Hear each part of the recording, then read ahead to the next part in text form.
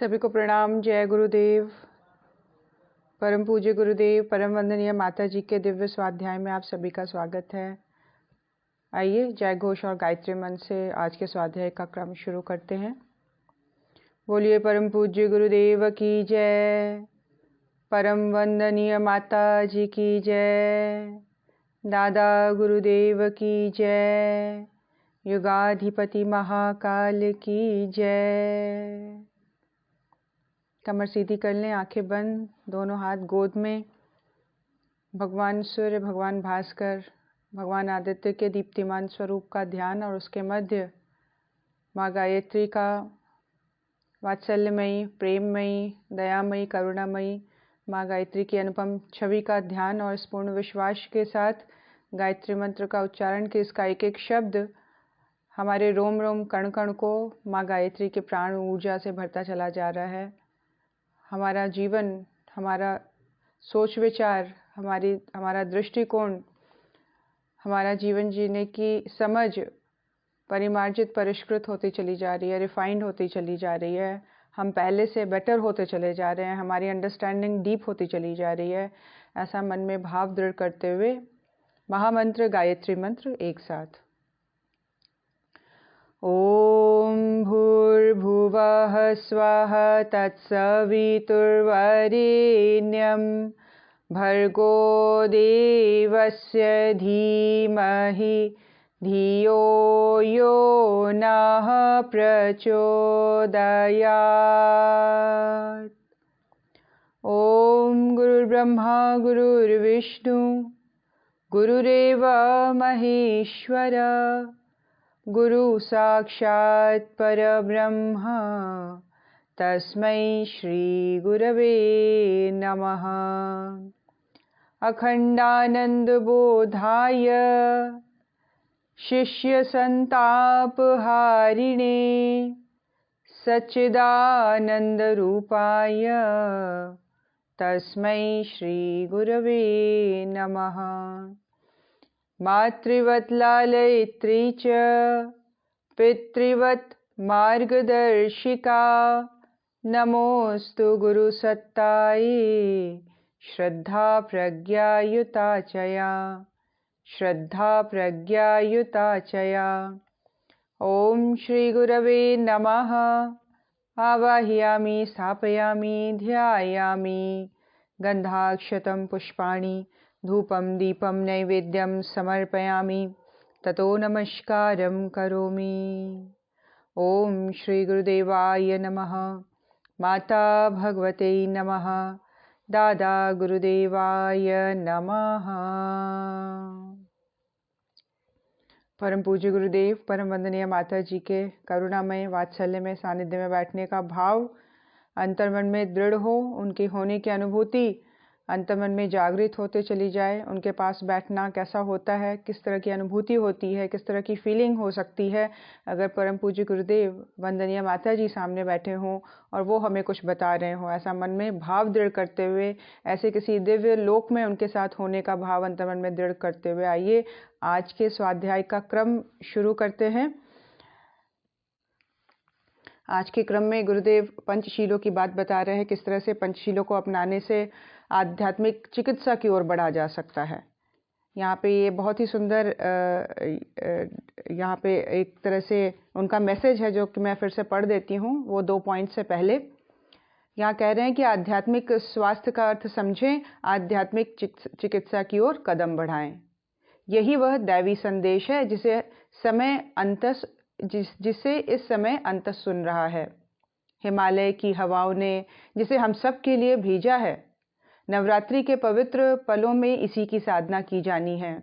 भगवती महाशक्ति से यही प्रार्थना की जानी है कि हम सभी आध्यात्मिक स्वास्थ्य का अर्थ और मर्म समझ सके। भारत देश फिर से आध्यात्मिक चिकित्सा में अग्रणी हो। इस संदेश को ब्रह्म वर्चस्व शोध संस्थान की रजत जयंती के अवसर पर जन जन को सुनाया जाना है, क्योंकि स्वास्थ्य किसी एक की समस्या नहीं, अकेले अपने महादेश भारत में ही नहीं, संपूर्ण विश्व के कोटि कोटि में जन इससे ग्रसित हैं। सच तो ये है कि जो अपने को स्वस्थ कहते हैं वे भी किसी न किसी रूप में बीमार हैं। जिनका तन ठीक है उनका मन बीमार है, जिनका मन स्वस्थ है उनका तन बीमार है। आध्यात्मिक स्वास्थ्य के अर्थ से प्रायः सभी अपरिचित हैं। हालांकि इसका परिचय, इसकी परिभाषा इतनी है कि तन और मन ही नहीं, हमारी जीवात्मा भी अपने स्व में स्थित हो जाए। स्वस्थ का मतलब स्व में स्थित हो जाना, अपनी एक्चुअल एंटिटी में, अपने एक्चुअल एग्जिस्टेंस में स्थित हो जाना, दृढ़ हो जाना। हमारी आत्मशक्तियाँ जीवन के सभी आयामों में अभिव्यक्त हों। हम भगवान के अभिन्न अंश हैं, यह बात हमारे व्यवहार, विचार व भावनाओं से प्रमाणित हो। यदि ऐसा कुछ हमारी अनुभूतियों में समाएगा, तभी हम आध्यात्मिक स्वास्थ्य का सही एहसास कर पाएंगे। इसी के साथ हम सब के कदम साहसिक साधनाओं की ओर बढ़ने चाहिए, तभी हम आध्यात्मिक चिकित्सा की ओर बढ़ सकते हैं और भविष्य में आध्यात्मिक चिकित्सक होने का गौरव पा सकते हैं। इस श्रृंखला में कल हम लोगों ने पढ़ा किस तरह से पंचशीलों के माध्यम से बताया जा रहा है कि हम आध्यात्मिक चिकित्सा की ओर आगे बढ़ सकते हैं। इसमें सबसे पहला पॉइंट था जहाँ पे उन्होंने कहा कि हम अपने आध्यात्मिक विश्व के विश्वामित्र बने, जिसमें उन्होंने कहा कि हम अपने नए जो परिवार के सदस्यों को जोड़ें, ऐसे सदस्य बनाएं जिनके विचारों से हम हमेशा ही प्रोत्साहित रहें, हमारे प्रेरणा का स्रोत बने। ऐसे लोगों को अपने परिवार की, अपने रिलेशंस के एक नए, जिसको बोलते हैं, गठन करें एक परिवार का, जिसमें उनको अपने स्मरण में, उनको अपने मनन में, उनको अपने अध्ययन का अंश बनाकर हमेशा एक प्रेरणा स्रोत के रूप में, चाहे वो हम अपने परम पूज्य गुरुदेव को लें, महर्षि अरविंद को लें, स्वामी विवेकानंद को लें, इस तरह के कई ऐसे महामानवों को हम अपने परिवार में न्योता दे सकते हैं, उनसे अपना नाता जोड़ सकते हैं और इसके द्वारा हम अपने जीवन की महत्वपूर्ण समस्याओं का समाधान पा सकते हैं, उनसे विचार विमर्श कर सकते हैं, उनके चेतना से जुड़ने का प्रयास कर सकते हैं। तो इस प्रयास में नंबर 1 पॉइंट उन्होंने, गुरुदेव ने हमें बताया कि आध्यात्मिक विश्व के हम अपने विश्वामित्र, यानी कि खुद की दुनिया हम खुद क्रिएट करें। बनी बनाई चीज़ों के ऊपर डिपेंडेंट रहने से अच्छा है कि हम क्रिएट करने की शक्ति लाएं। विश्वामित्र का मतलब क्रिएशन की शक्ति। उन्होंने गायत्री साधना के बल पर नया स्वर्ग रच दिया था। तो इस तरह से जो साधना सच्ची करेगा उसके अंदर क्रिएटिविटी आ जाएगी, वो अपने लिए मैनिफेस्ट करने की शक्ति को ले आ सकता है। और दूसरा जो पंचशील का कदम था वो था कि साधना की ओर साहसिक कदम उठाने, बढ़ चढ़ के कदम उठाने साधना की ओर, और वो सही मायने में हम व्यवहार के तौर पर, हम अपने विचारों के प्रखर हो जाने के तौर पर उसको एक्सपीरियंस करें, उससे कम में नहीं माने। तीसरा जो हमें पंचशील आज बताया जा रहा है वो है मालिक नहीं माली बने। मालिकियत होने के बोझ के नीचे इंसान दबता और पिसता चला जाता है। इस मालिकी की झूठी शान को छोड़कर माली बनने से जिंदगी हल्की फुल्की हो जाती है, संतोष व शांति से समय कटता है। वैसे भी मालिक तो सिर्फ एक ही है, भगवान। हम सबका मालिक एक को झुटलाकर स्वयं मालिक होने का आडंबर में, झूठी अकड़ में केवल मनोरोग ही पनपते हैं। यहाँ पर अपने अहंकार को, अपने ईगो को, अपने सर्वे सर्वा होने को, अपने बहुत इम्पोर्टेंट होने के भाव को त्याग देने की बात हो रही है और बिल्कुल साधारण स्तर पर अपने आप को बिठाकर जीवन जीने की बात हो रही है। जीवन का सत्य निर्झर सूख जाता है। आध्यात्मिक चिकित्सा के विशेषज्ञों का मानना है कि यह संसार ईश्वर है, मालिकी भी उसी की दी है। हमें नियत कर्म के लिए माली की तरह नियुक्त किया गया है।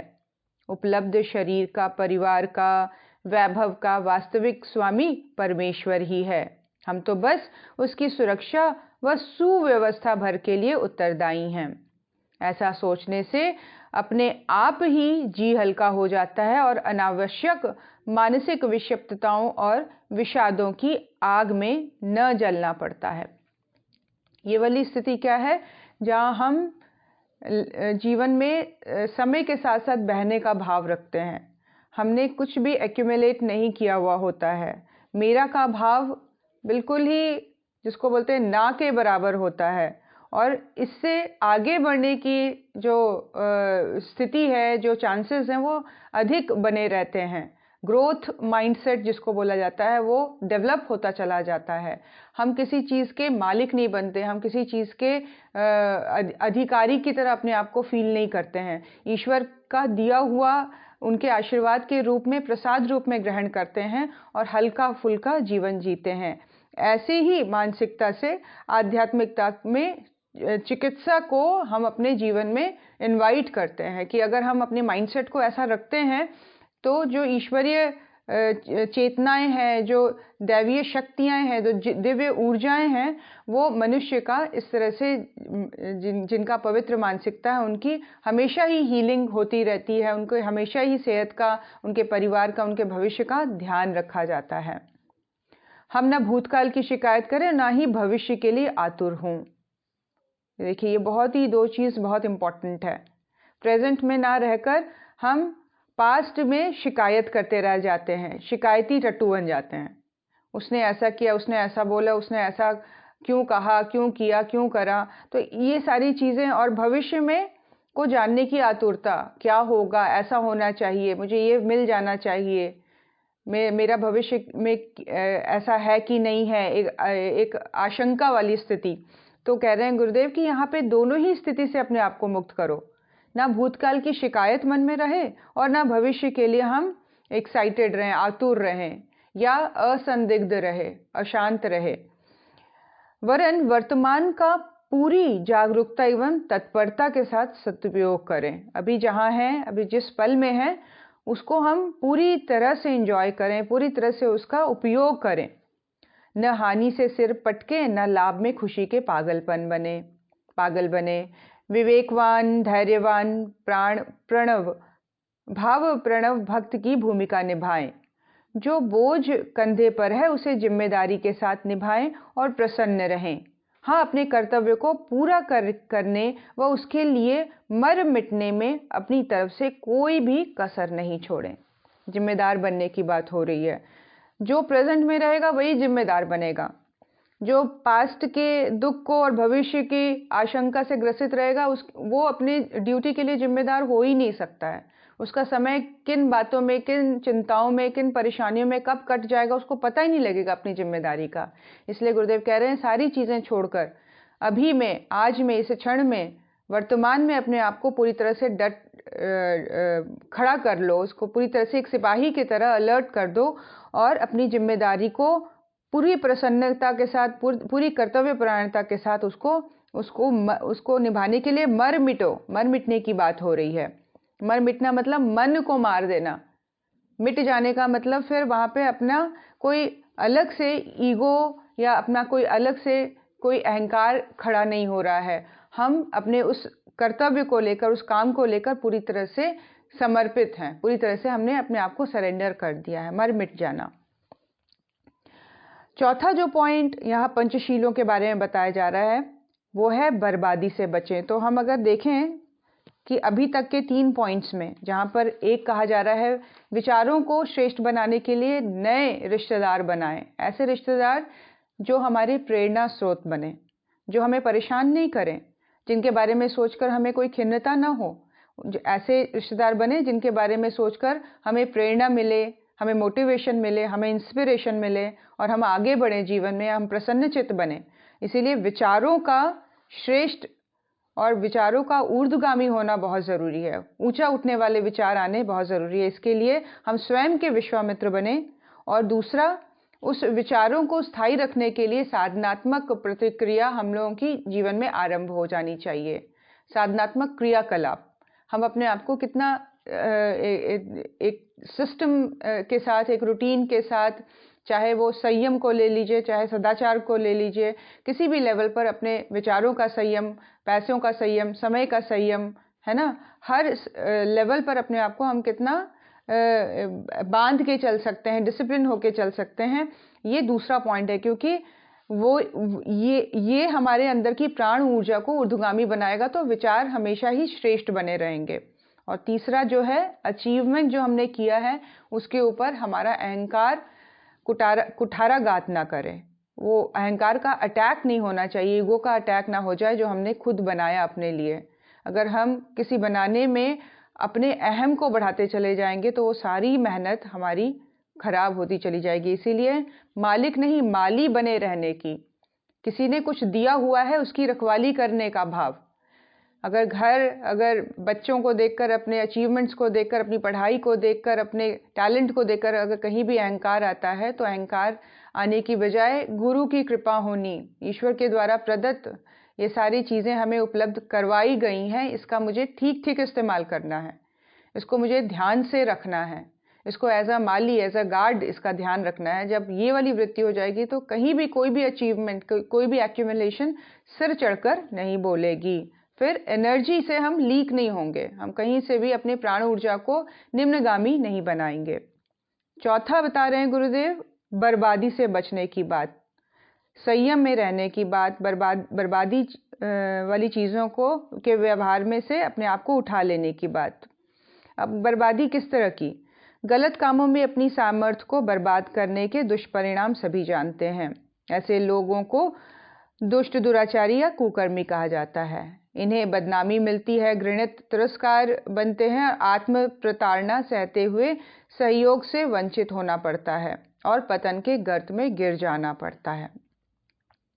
अपनी सामर्थ्य की बर्बादी ना होने दें, अपने प्राण ऊर्जा की बर्बादी नहीं होने दें, अपनी साधना के द्वारा एक्यूमुलेट की हुई शक्ति की, ऊर्जा की बर्बादी नहीं होने दें।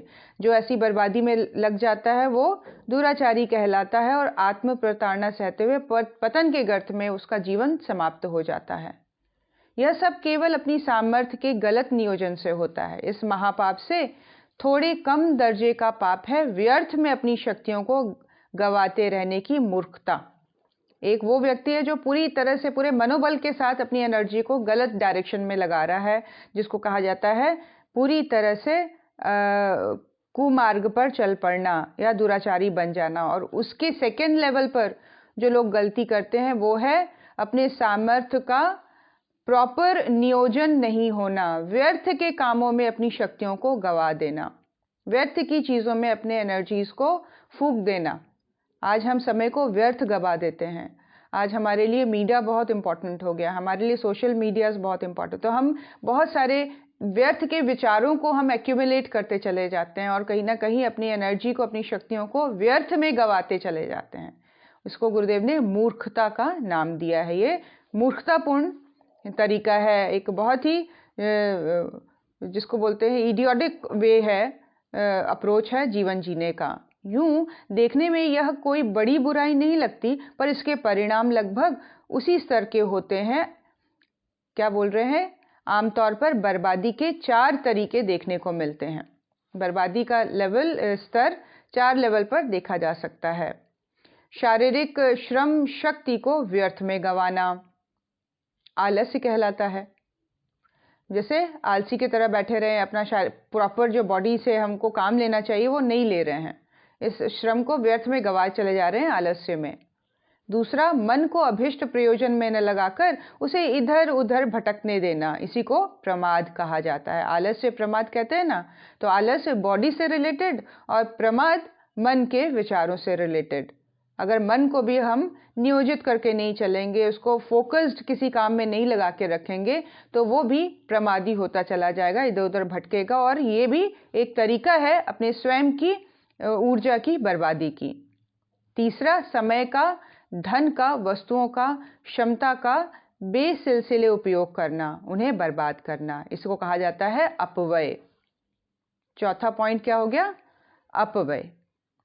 तीसरा पॉइंट हो गया अपव्यय। पहला आलस्य, दूसरा प्रमाद, और तीसरा जहां हम चीज़ों को जो धन के नाम पर, समय के नाम पर, वस्तुओं के नाम पर, क्षमता के नाम पर भी हम जब अपनी शक्ति का व्यर्थ तरीके से उपयोग करते हैं तो इसको अपव्यय कहा जाता है। चौथा है तत्परता, जागरूकता, साहसिकता, उत्साह का अभाव, मन से बेगार भुगतने की तरह कुछ उल्टा सुल्टा करते रहना, जिसको कहा जाता है अवसाद, डिप्रेशन। तो ये जो चीज़ें हैं, ये 4 प्रकार से व्यक्ति अपने जीवन में शक्तियों को व्यर्थ में गंवाता है। व्यर्थ में कोई पर्पस नहीं है गंवाने का, या कोई ऐसा नहीं है कि उसके ऊपर किसी भी तरह की मजबूरी आई हुई है, उसको इस तरह से करना है, उसको आलसी की तरह बने ही रहना चाहिए, उसको प्रमादी बन के ही रहना चाहिए, ऐसा नहीं है। बिल्कुल ही जिसको बोलते हैं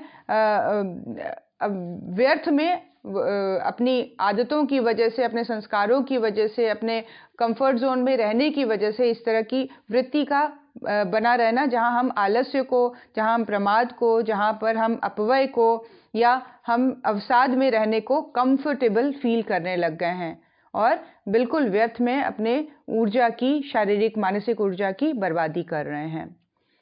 गुरुदेव कह रहे हैं इन 4 दुर्गुणों की चतुरंगिणी से हम हर समय सजग सैन्य प्रहरी की तरह मुकाबला करें। इससे कैसे उभरेंगे? ये वाली अंडरस्टैंडिंग कैसे डीप होगी कि हमारा समय गलत निकल रहा है, हमारी प्रतिभा इस काम में ठीक तरीके से उपयोग में नहीं आ रही है, हमारे शरीर का श्रम और हो सकता है, बॉडी का एनर्जी लेवल और बढ़ा जा सकता है, मैं कम करके ही थक जा रही हूँ, या मेरा समय अधिकांश आलस में ही बीतता चला जा रहा है, ये सही नहीं है। ये अवेयरनेस किस तरह से आएगी? गुरुदेव कह रहे हैं ये अवेयरनेस एक सैनिक की तरह हमेशा ही मन में बनी रहनी चाहिए, कभी किन्हीं क्षणों में इन्हें स्वयं पर हावी नहीं होने देना चाहिए। आलस्य, प्रमाद, अपव्यय व अवसाद के असुरों से हमें पूरी क्षमता से निपटना चाहिए। इसके लिए श्रम निष्ठा, कर्म परायण, उत्साह, स्फूर्ति, विनम्रता, व्यवस्था, स्वच्छता अपने स्वभाव के अंग होने चाहिए। श्रम निष्ठा अगर होगी तो आलस्य कभी नहीं छाएगा, उत्साह और स्फूर्ति बनी रहेगी तो अवसाद कभी भी नहीं बना रहेगा मन में, है ना। स्वच्छता और व्यवस्थित रहना पसंद होगा तो कभी भी प्रमाद में विचार नहीं जाएगा, व्यवस्थित रहेगा, हर समय चीज़ों को ठीक करने में, अपनी लाइफ को सही व्यवस्थित तरीके से जीने में मन की भी वृत्ति उसी में जागृत रहेगी और शारीरिक जो श्रम भी है उस तरह से बनता चला जाएगा।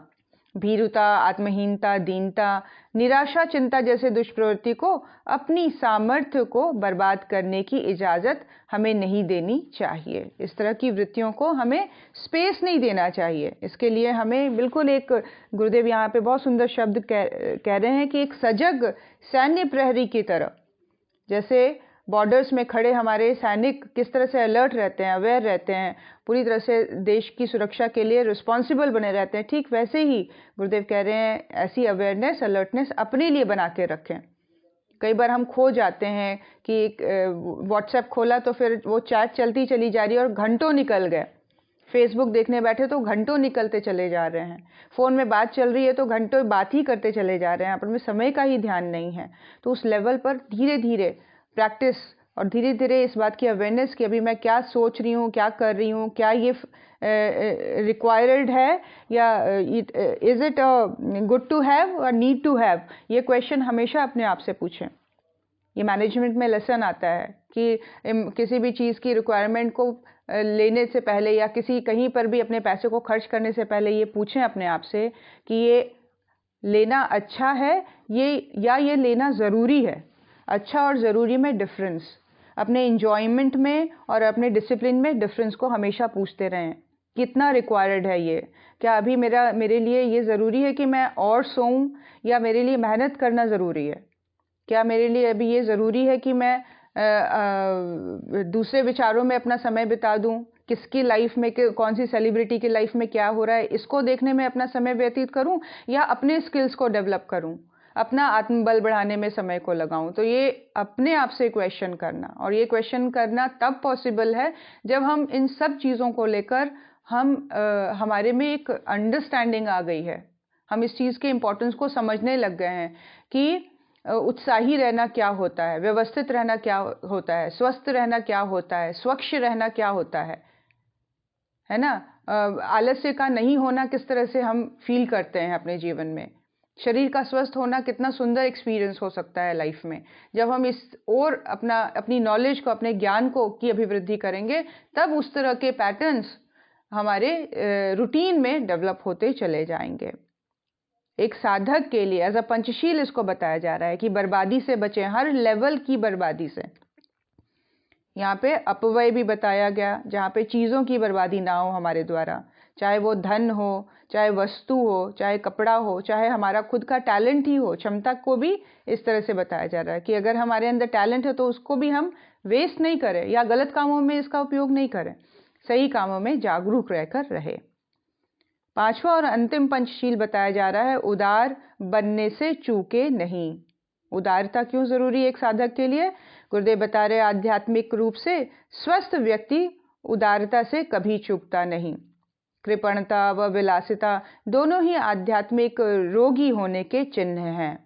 आध्यात्मिक रोगी क्या कह रहे हैं? जो आध्यात्मिक है वो उदार रहने से कभी भी चूकेगा नहीं, और जिनके अंदर कंजूसी होती है, जिसके अंदर अपने लिए एक्यूमुलेट करने की, अपने कंफर्ट जोन को बढ़ा लेने की, विलासिता को बढ़ा चढ़ा के रखने की वृत्ति होती है, ये लोग रोगी कहे जाते हैं, आध्यात्मिक रोगी कहलाते हैं। उदारता तो स्वयं के अस्तित्व का विस्तार है, अपने परम प्रिय प्रभु से साझीदारी है, उनके इस विश्व उद्यान को सजाने संवारने का भाव भरा साहस है। जो भक्त हैं वे उदार हुए बिना नहीं रह सकते। इसी तरह जो शिष्ट हैं वे अपना समय श्रम सद्गुरु को सौंपे बिना रह ही नहीं सकते। एक ये ऑटोमेटिक सेटिंग एक साधक के अंदर डेवलप हो जाती है, जिसको कंप्यूटर की भाषा में डिफ़ॉल्ट सेटिंग कहा जाता है, कि वो सेटिंग मैन्युफैक्चरिंग के साथ ही उसमें बिल्ट कर दी जाती है। उसी तरह एक साधक जो है, सच्चा साधक या जो सच्चा शिष्य है या जिसके अंदर शिष्टता है, जिसने अपने आप को गुरु के लिए सौंप दिया है, वो उदार हुए बिना रह ही नहीं सकता, वो श्रम किए बिना रह ही नहीं सकता, वो समाज को दिए बिना रह ही नहीं सकता। हमारे भंडार भरे रहें और गुरुदेव की योजनाएं श्रम और अर्थ के अभाव में अधूरी ही रहे, यह भला किन्हीं सुयोग्य शिष्यों के रहते किस तरह संभव है? यह न केवल सेवा की दृष्टि से बल्कि स्वयं की आध्यात्मिक चिकित्सा के लिए भी उपयोगी है ना? अपने कंजूसी कर लेंगे, अपने लिए बचा के रख लेंगे, गुरु के कार्य को रुके रहने देंगे, ये सुयोग्य शिष्य के लिए संभव ही नहीं है। यह न केवल सेवा की दृष्टि से बल्कि स्वयं की आध्यात्मिक चिकित्सा के लिए भी उपयोगी है। उदार होना सिर्फ सेवा की दृष्टि से नहीं देखा जा रहा है कि समाज में बढ़ चढ़कर करना या अपने लिए अपने से हटकर दूसरों के बारे में सोचना, उसके लिए उसके साथ साथ ये हमारी आध्यात्मिक चिकित्सा भी करता है। उदारता जब हम किसी के लिए कुछ करते हैं तो ये हमारे मनोरोगों की गांठें खोलता है, हमें कुछ करने की खुशी प्रदान करता है, जो हमारे अन्य जो ग्लैंड्स हैं उसमें प्रॉपर जो ग्लैंड्स के सिक्रीशन को होने देता है संभव, और उसके द्वारा हमें स्वास्थ्य, उसके द्वारा हमारे आत्मबल का संवर्धन, इस तरह की प्रक्रियाएं चालू हो जाती हैं। उदारता एक बहुत ही जबरदस्त आध्यात्मिक चिकित्सा का केंद्र है, एक बिंदु है। उदार भावनाएं, उदार कर्म स्वयं ही हमारी मनोग्रंथियों को खोल देते हैं। मनोग्रंथियां से छुटकारे के लिए भाव भरी उदारता एक समर्थ चिकित्सा विधि का काम करती है। बहुत सारे लोगों ने इस चीज़ को अपने जीवन में एक्सपीरियंस किया है कि जब वो सोशल सर्विस के लिए निकलते हैं सच्चे हृदय से, सच्चे मन से, तो किस तरह से उन्होंने इस चीज़ को एक्सपीरियंस किया है कि उनका मनोरोग वाली स्थिति, उनके बीमार चिंतन वाली स्थिति से वो किस तरह से मुक्ति पा रहे हैं। और बहुत सारे डिप्रेशन से ग्रसित लोगों ने जब समाज सेवा को अपनाया, जब उदारता को अपनाया, तो किस तरह से उन्होंने अपने इस डिप्रेशन से भी मुक्ति पाई है। तो ये मनोग्रंथियों को खोलने का काम करता है उदारता। हम जितने उदार हो सकें, हम जितने अपने आप को ओपन कर सकें, जितना अपने आप को ब्रॉड कर सकें, थॉट के लेवल पर, कर्म के लेवल पर, सेवा देने के लेवल पर, हम देकर हम सामने वाले को की खुशी में अपनी खुशी को ढूंढते हैं, तब गुरुदेव कह रहे हैं मनोग्रंथियां खुलती चली जाती हैं। और ये एक तरह का बहुत बड़ा आध्यात्मिक चिकित्सा प्रणाली है। आध्यात्मिक चिकित्सा के इन पंचशीलों को अपनी जीवन साधना में आज और अभी से समाविष्ट कर लेना चाहिए।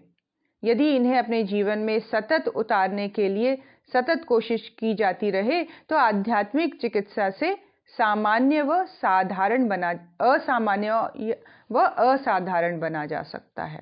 अपने जीवन में हम इन पंचशीलों को लेकर चले ही चले, मतलब एक तरह से इसको अनिवार्य बताया गया है, कंपलसरी बताया गया है जो साधना मार्ग पर आगे बढ़ना चाहते हैं, जो इस मनुष्य होने की एक्सपीरियंस में बॉडी, सेंस, मेमोरी, ब्रेन से ऊपर उठकर अपनी एग्जिस्टेंस को फील करना चाहते हैं, चेतना के उच्च स्तरीय आयामों में प्रवेश करना चाहते हैं, भक्ति और समर्पण को एंजॉय करना चाहते हैं। उस फीलिंग के लिए इन पंचशीलों को अपनाना बहुत ज़रूरी है। गुरुदेव के द्वारा लिखित ये पंचशील हमें व्यवस्थित कर देने वाले हैं, हमें पूरी तरह से एक सैनिक की तरह बना देने वाले हैं, बिल्कुल डिसिप्लिन कर देने वाले हैं। फिर से एक बार पढ़ देती हूँ। इसके पांच जो पंचशील हैं वो नंबर 1 था, अब बने अपने आध्यात्मिक विश्व के विश्वामित्र, अपने लिए अच्छी चीज़ें खुद क्रिएट करें। Don't wait for somebody else to come and create for you. आपकी हैप्पीनेस पोस्टपोन नहीं होती रहनी चाहिए कि कुछ हो जाएगा तब मैं खुश होंगी, ऐसा हो जाने पर तब मेरे जीवन में खुशी आरंभ होगी। अपने जीवन के खुशी के क्रिएटर स्वयं बने।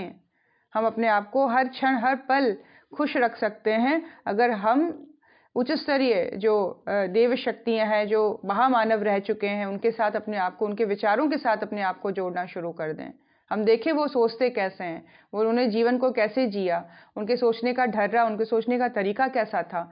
उनके साथ अपने नाता जोड़ने का जब हम प्रयास करते हैं तो हम देखते हैं कि हमारी विचारधारा एक तो ऊपर उठने लग जाती है, ऊर्ध्वगामी होने लग जाती है, अच्छी चीज़ें हमें एंटरटेन करने लग जाती हैं, हमारे एंटरटेनमेंट का स्टैंडर्ड बहुत ही रिफाइंड होता चला जाता है, सादगीपूर्ण होता चला जाता है, सज्जनतापूर्ण होता चला जाता है, और वो चीज़ हमें और अधिक विचारों के स्तर पर शार्पन करता चला जाता है।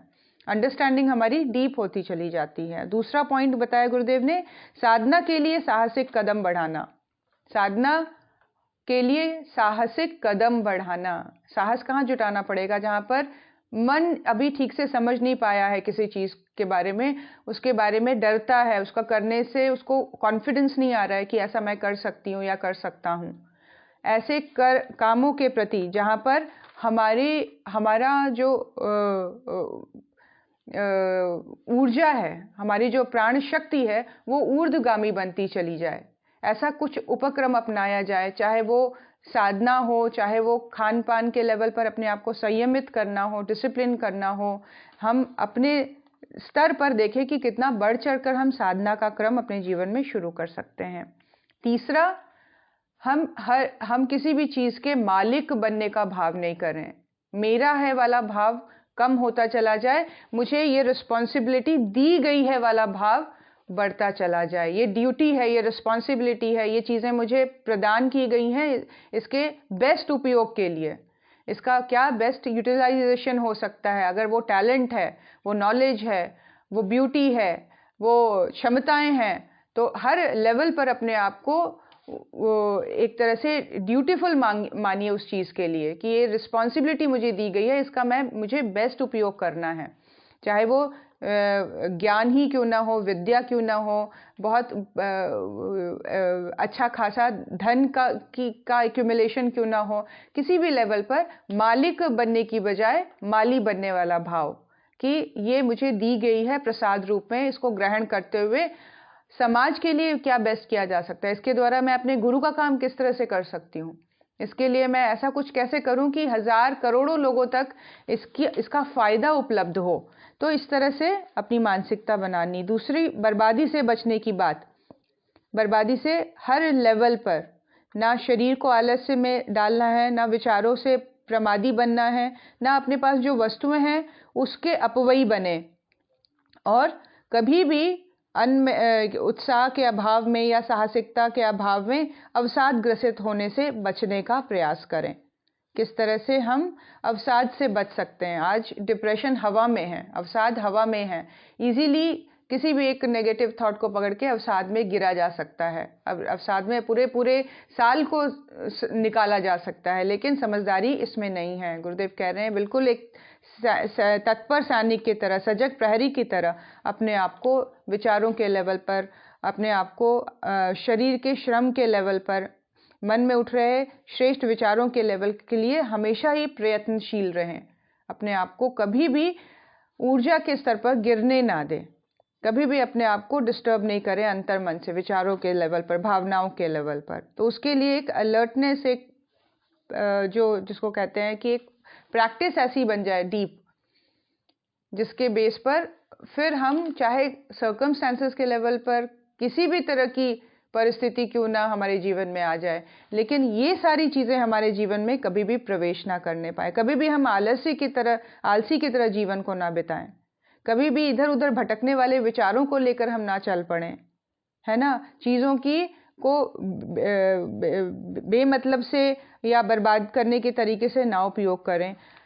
इस लेवल पर जब हम अलर्ट होते चले जाते हैं, जैसे एग्जाम्पल के तौर पर यहाँ पे मुझे स्मरण आ रहा है, जैसे गांधी जी के बारे में बोला जाता था कि वो एक छोटे से पेपर को भी कभी भी फेंकते नहीं थे, फोल्ड करके पॉकेट में रख लेते थे, या पेंसिल का छोटा से छोटे टुकड़े को भी वो उपयोग में लाते थे। तो ये सारी चीज़ें जो है साइन है कि हम मानसिक रूप से कितने व्यवस्थित हैं, हम किस तरह से अपने डिसिप्लिन के लिए पक्के होते चले जा रहे हैं। इस बात के लिए गुरुदेव यहाँ हम सबको तैयार कर रहे हैं।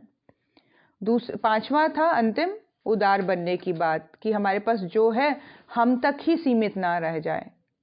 छीनने और लूटने की तो बात दूर, हमारे पास जो भी थोड़ा बहुत है, हम बेस्ट पॉसिबल हम अपने जीवन में क्या कर सकते हैं, इससे हम और सारे लोगों को भी क्या फ़ायदा दिलवा सकते हैं। ऐसी उदारतापूर्ण भावनाओं से मनोग्रंथियाँ खुलती चली जाती हैं। मनोग्रंथियाँ खुलने से मानसिक स्वास्थ्य उपलब्ध होता है और व्यक्ति सही दिशा की ओर अग्रसर होता चला जाता है। ऐसा करके हम अपने आध्यात्मिक स्वास्थ्य को सदा के लिए प्राप्त कर लेते हैं और भविष्य में एक समर्थ आध्यात्मिक चिकित्सक की भूमिका का निर्वाह करते हैं। विश्वास है अपने भावनाशील परिजन इससे चूकेंगे नहीं। वे स्वयं तो इस पथ पर आगे बढ़ेंगे ही, दूसरों को भी आंतरिक उत्साह जगाने में सहयोग और सहायक बनेंगे। ऐसा विश्वास आदरणीय डॉक्टर भाई साहब यहाँ पे लिख रहे हैं अंत में कि ऐसा मुझे पूर्ण विश्वास है कि इन पंचशीलों को अपनाकर जितने भी भावनाशील हैं वो अपने जीवन को आगे बढ़ाएंगे, इसमें चूकेंगे नहीं। वे स्वयं तो इस पथ पर आगे बढ़ेंगे, दूसरों की भी आंतरिक उत्साह को जगाने में सहयोगी और सहायक बनेंगे।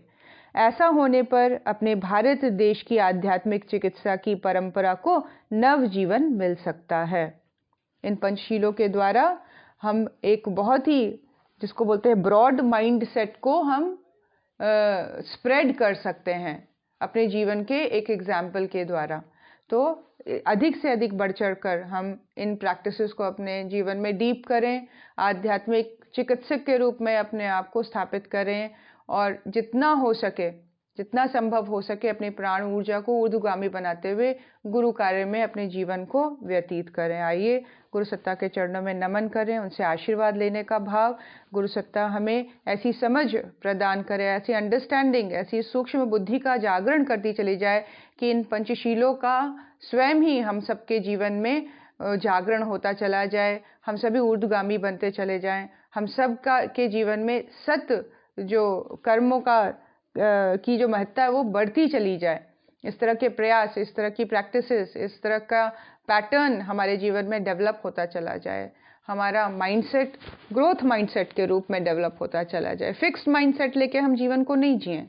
लेबल करने को, अपने आप को या दूसरों को ऐसा एक तरीके का समझ लेने को और फिर जीवन को रुका हुआ और बिल्कुल ठहरा हुआ तरीके से जीवन को जीने को हम समाप्त करके ग्रोथ माइंडसेट को अपनाएं, जहाँ पे हम चीज़ों को पॉसिबल समझें। हर एक अच्छी चीज़ पॉसिबल है हमारे लाइफ में, हर एक अच्छी चीज़ हमारे जीवन में मैनिफेस्ट हो सकती है।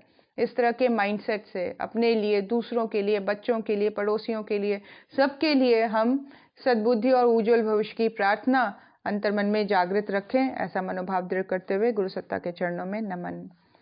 ओम नमोस्त्वनंताय सहस्त्रमूर्तये सहस्रपादाक्षिशिरोरुबाहवे सहस्रनाम्ने पुरुषाय शाश्वते सहस्रकोटियुगधारिणे नमः।